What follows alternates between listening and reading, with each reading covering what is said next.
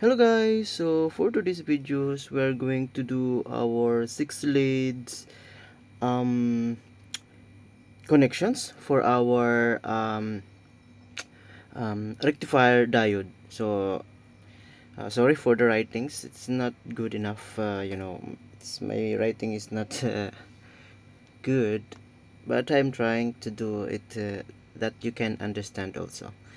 So now for example, here we have the rotor exciter, because we are talking about the diode connections. So this one is 6 lead out um,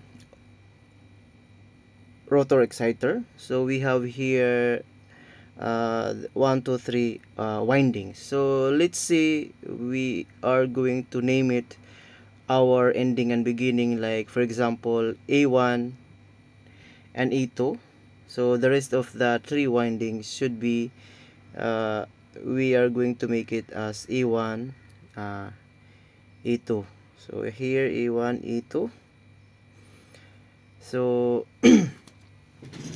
that is the 3 connections. So now we will draw our diode connections. So we have, that diode is only one path to pass through the positive uh, voltage, correct? So we have, since we have only 6 leads out, so we have also 6 diodes withdrawn here. Okay, so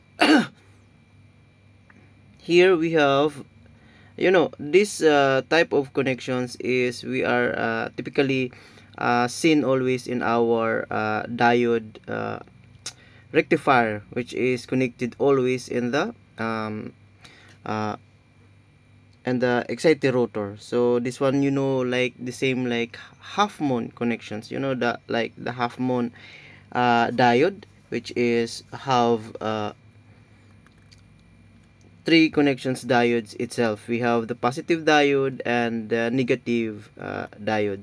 So in these connections, I show you how we can connect for our exciter rotor, for our diode rectifiers. So now, as you can see, we tag it as E1, E2, E1, E2, E1, E2, our diode um, um, connections here. So you can see where we can connect those wire to our diodes. So as you can see here in the endpoint, I am connecting those A1, all A1 connected together, and all E2 is also you have to connect together. So that's how the way it is connected uh, and the actual positions of your diode rectifier. So here, as you can see, you can immediately identify where you can connect this wire going to your diode. So now here we have already the positive and negative output, which is going to your rotor connections. In between of this, you have what we call the protections, like the filter, that one sometimes it is explode always. So here in the rotor connections, that one is connected there. In this side you have the positive and negative. So for example, to make it more simple, so we will draw another one, the coil or the winding itself, that is so we can connect it from our diode. So it will make you more clarify uh, excuse me, those connections. So here I will draw it on the side so we can connect it through it. So for example, this is our winding number 1, so our winding number 2, and our winding number 3, since we have a total of 6 leads out. Okay, so we connected in A1, A2, A1, and A2. So that's how it is connected when we draw that one in the circle way, because our rotor is a circle, right? So I just only make it easy so it is easy for you to understand. So this here is our rotor exciter. Okay, so that's how we make the connections for our rotor exciter. So for example, uh, you are in the maintenance teams, or I mean maintenance team, and you are having a troubleshooting about the diode. So the availability of the diode is not always like this. So for example, you have only a different diode that you I mean that are available in the uh, store or whatever. So anyway, we can still make it that connections for you.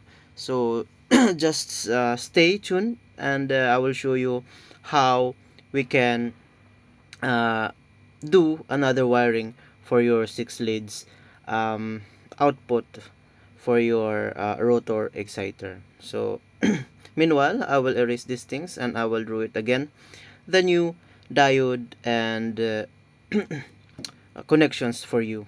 So for example, we have a 6 leads again. So we have a winding number 1,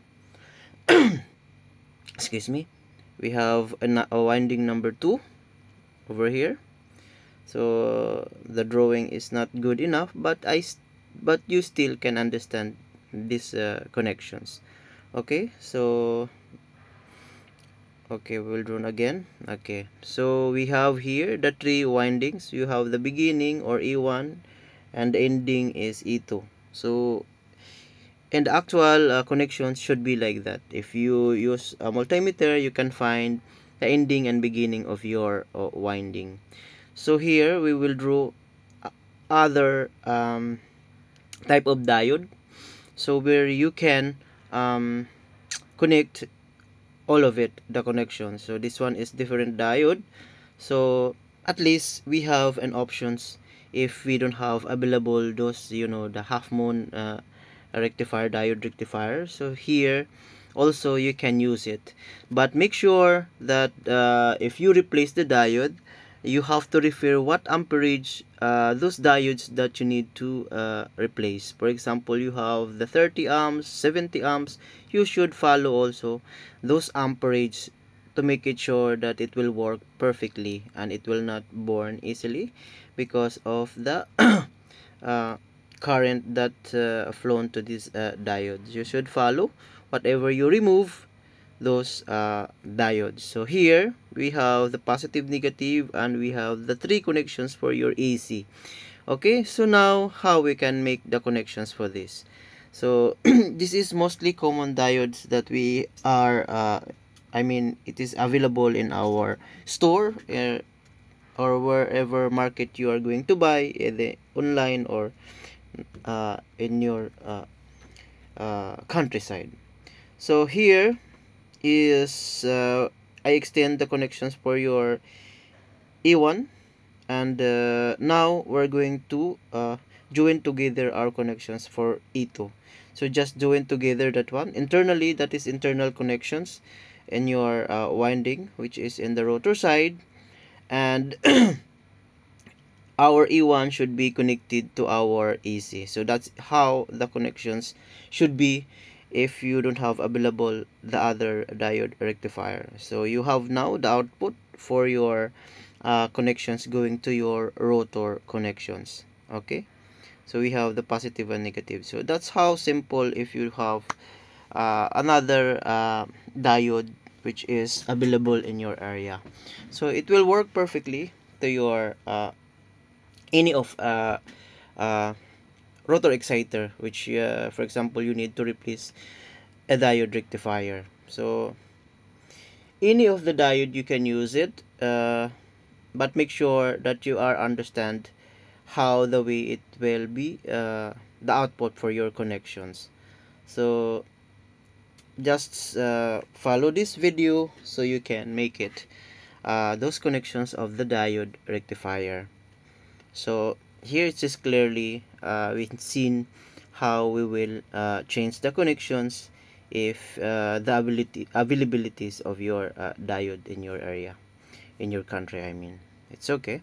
So another one, we are going to also have another diode connections. For example, you don't have available of this diode, and you have to modify another diode connections which is available for you.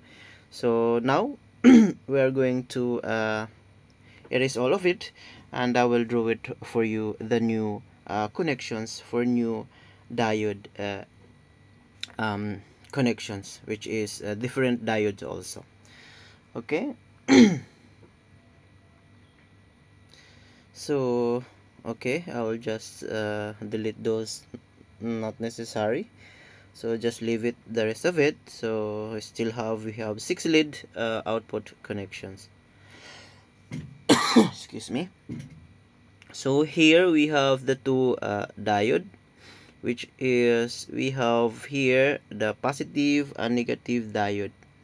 Okay, so here we have a 3 connections for your AC, and we have the output of positive, and we have also 3 connections from another diode, and we have the output of negative. So meaning to say that is the positive, purely positive diode, and purely negative diode. So here, that is, I mean, the output of this, we have the ACC, which is 3 wire you can connect. So how we can make it, the connections, this one is almost the same for the first one. So all the A1 should be connected to our positive diode, and all the A2 connections, which is connected all to your negative diode. So this is how the way we need to connect this wiring, so it will work properly when you are run the generator. But make sure the amperage of your diode should be matched to your rotor excitations output. Okay, so we will now run it. So you can see how we connected. So make sure all E1 is connected to your positive diode, and all E2 connections should be connected to your negative diode. Okay, that's how simple the connections should be. So you have now the output for your rotor connections. Here is our positive, and the other one is negative. So in this side of the winding, these are the rotor exciter. Okay, so here is the output going to your rotor connections, positive and negative, and in the middle of that is um, the protections, which is the filter, like, you know, the electrolytic capacitor. It is sometimes red color, sometimes blue color. That's how it is connected there. Okay, so this is the common diode that we can use it for our rotor exciter connection. So now it is clear for you, I think, that those connections are very easy for you to understand. Just use a multimeter in order to find which are the ending and the beginning of your winding connections. So that is all of our connections and our rotor exciter.